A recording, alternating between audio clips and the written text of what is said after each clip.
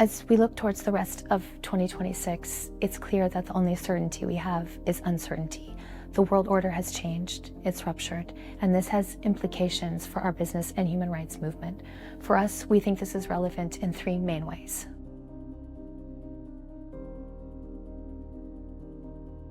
First of all, we're seeing imperialist action by some of the world's largest powers, and this requires a bold business response in defense of our democratic institutions and the rule of law.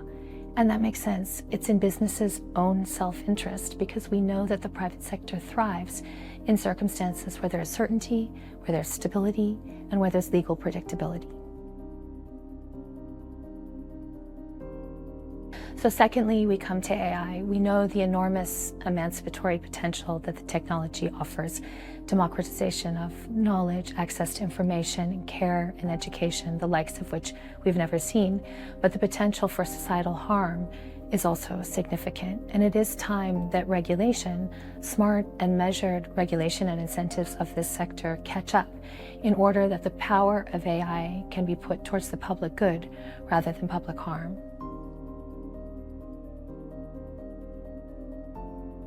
So lastly, we need to talk about the transition to green economies around the world. We're seeing the idea of the just transition again come under pressure.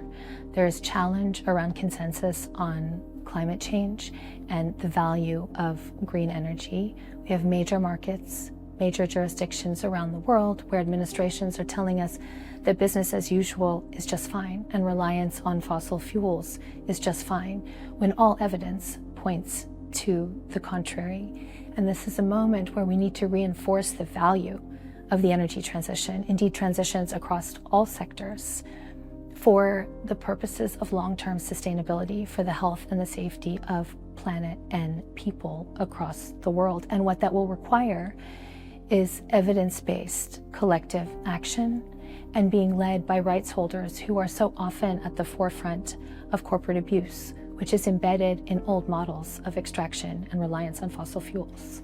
So in spite of the profound challenges facing our movement and our world in 2026, I still think the moment is right for our agenda, because we still have to solve for the transition to green economies. We still have to address the inequality emergency that is causing so much instability and unrest across the world. We still have to address the governance gap in markets. We still have to rebuild public trust in those markets and companies and governments around the world. And our movement in many ways has answers to those problems, particularly where we are led by rights holders who on the front line of not only so much of this abuse, but also better practice and lived experience that can inform real life solutions to some of these challenges.